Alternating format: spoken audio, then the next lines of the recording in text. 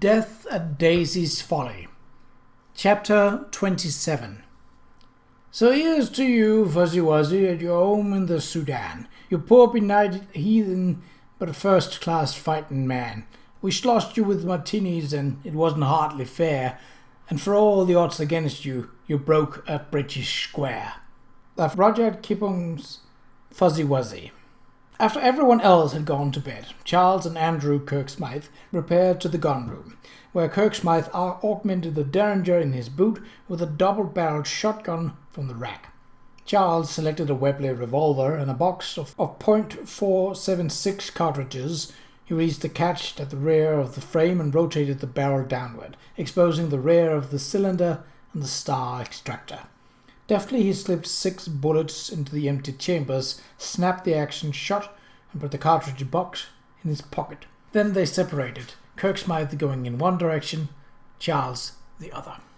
For the next 5 hours, Charles moved stealthily around the great old house, outdoors and in, upstairs and down, listening for whispers or footfalls, watching for signs of movement, keeping a careful eye out for anything unusual or unexpected. But nothing happened.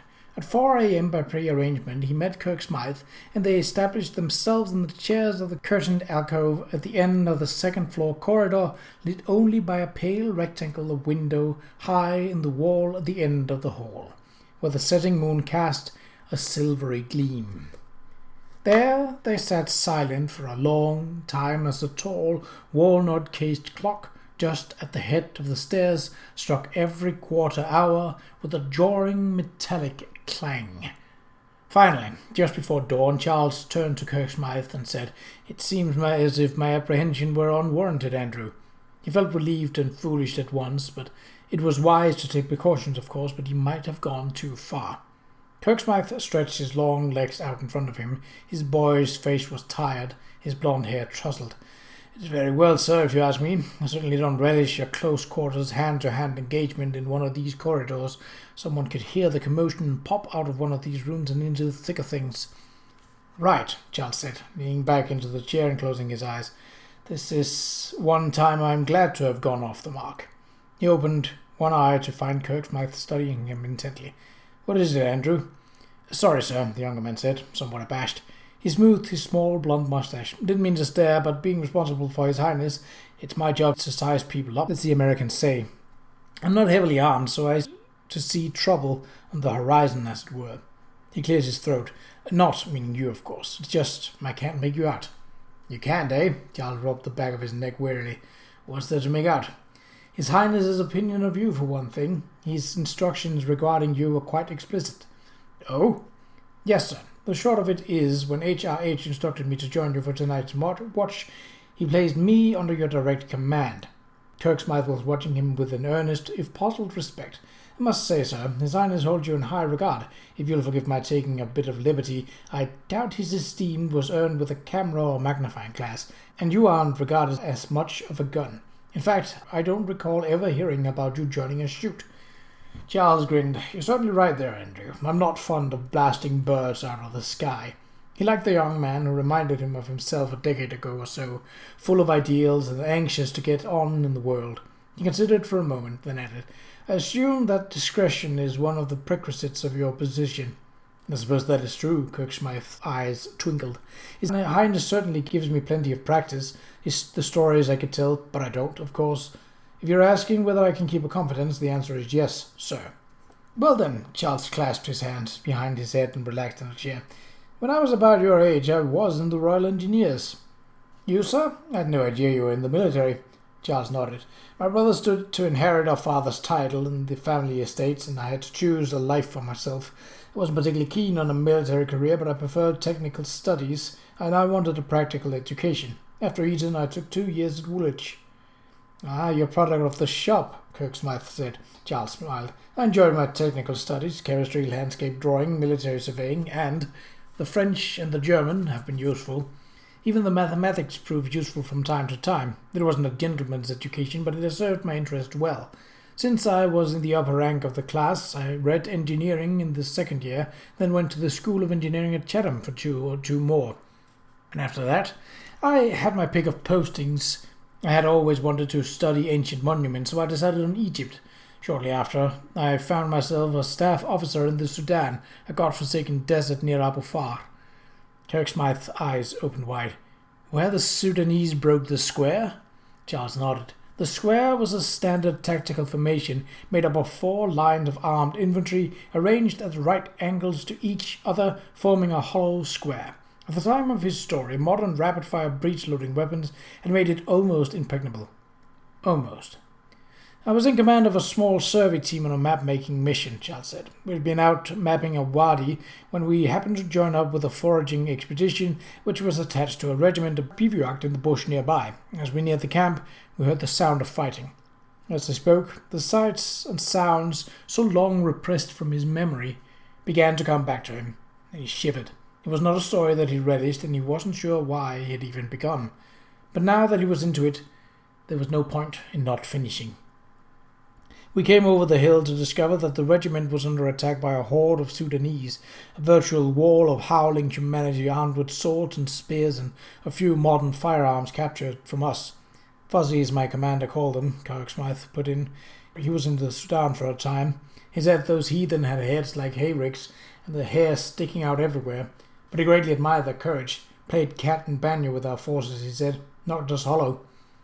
They were fighting for Islam, Charles said. For the same God we believe in, ironically, but whose words are spoken through a different prophet. They had nothing but iron spears and swords against a foreign invader armed with Martini Henrys. Yes, they were courageous. They were also first-class fighting men with nothing to lose. Kirksmith gave him a horrified look. You're calling us a foreign invader? Don't know that I'd quite put it that way, sir. After all, we did defeat them. That says something for the justice of our cause. Charles grunted.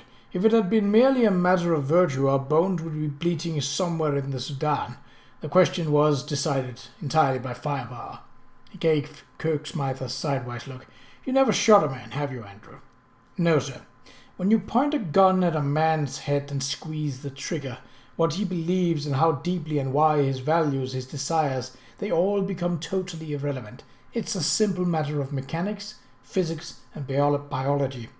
He settled deeper into his chair.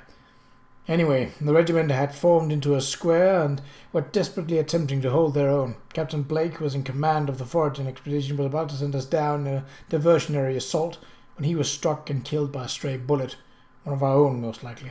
I looked down at the camp and saw that the Sudanese attack had been so savage that the warriors had broken the square and the troops were engaging in hand-to-hand combat. Something had to be done, so I took command in Blake's place. He smiled a little now at his own young folly, born of the arrogance of his place in the world and his sense of duty, and the belief that he had nothing to lose. We charged down the hill, shrieking at the top of our lungs, and created a diversion that allowed the regiment enough time to regroup and fight off the attack.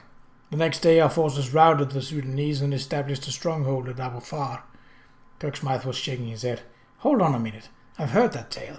But the way it was told to me, it was Captain Blake who led the charge down that hill, knowing that he and his detachment would be slaughtered. He was a hero. He was even awarded a posthumous Victoria Cross. He gave Charles a quizzical look. He did all that after he was already dead? As far as the world at large is concerned. I don't fully understand, sir. Of all the men who charged down that hill, I was the only survivor. In the heat of battle, one officer looks rather much like another, and the regimental commander, a Colonel Wentworth, believed at first that Blake had led the assault. Only when they found his body on the hill, and me barely alive at the bottom, that they sorted it all out. The next thing I knew, Wentworth was barging around wanting to make me a bloody hero. He intended to see that I got a promotion and a transfer from the engineers to his regiment. The damn fool was even starting the paperwork on the Victoria Cross. That's where I drew the line. The other was incredulous. You refused the VC? Charles raised his shoulders in a shrug and let them drop. After that bloodbath, the VC seemed like heroic nonsense. I told Wentworth I didn't want a promotion, and that my only real interest was in terminating my military career right then and there. Confronted with an uncooperative hero, he substituted for a dead one. And you didn't care? It was all the same to me. Blake would have gone down that hill to his death if he hadn't been shot first. So he got the VC and I received my discharge. A strange story, Kirksmith raised his eyebrows. But your valour did not go entirely unrewarded, I should think. Am I to suppose that it had something to do with your eventual knighthood, granted I believe I heard, for that famous photograph you took of the Queen on her Jubilee? You might, Charles said with a small smile. The Queen has always been keen where her army is concerned, you know. But still, I was a little surprised when I was summoned to photograph her. I didn't get the whole story until I learned that Wentworth had gone on from Abu Far to become the Prime Minister's aide-de-camp. The Queen is a rare woman, Kirksmith said with sentiment. God bless her. Charles smiled again reflectively. Yes, I suppose it was a way of saying thank you without having to say why. He stretched. And now, if you don't mind, I think I'll get some sleep. Good idea, sir. You get a wink or two and I'll keep watch. The sun will be up in a short while anyway, and the servants will soon be about. A few moments later, Charles was dozing. Studying him, Kirksmith removed a cigar from his coat pocket, not as good as the prince's cigars, of course, but all that he could afford for the time being. He turned it in his fingers regretfully, wishing he could light it, then returned to his appraisal of Charles, whose story had answered some of his questions, but only raised so many more others. An extraordinary man, Kirksmith thought. Really most remarkable.